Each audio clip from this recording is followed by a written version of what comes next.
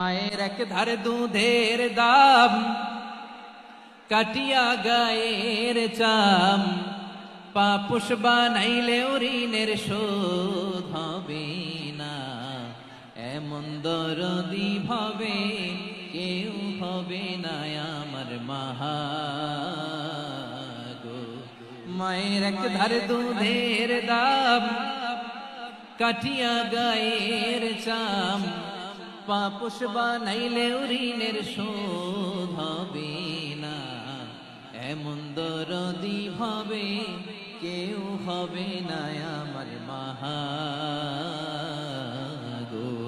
ঠিক কিনা? মাকে তো বাদ দেওয়া যায় না। وقضى ربك ألا تعبدوا إلا إياه وبالوالدين إحسانا। আল্লাহ বলে অবধারিত দুইটা ভার্ডিক তোমাদের জন্য, এক আল্লাহর ইবাদত করবা আর মা বাবার প্রতি ইহসান করবা। আদেশটা কার? মা বাবার প্রতি ইহসান করতে হবে।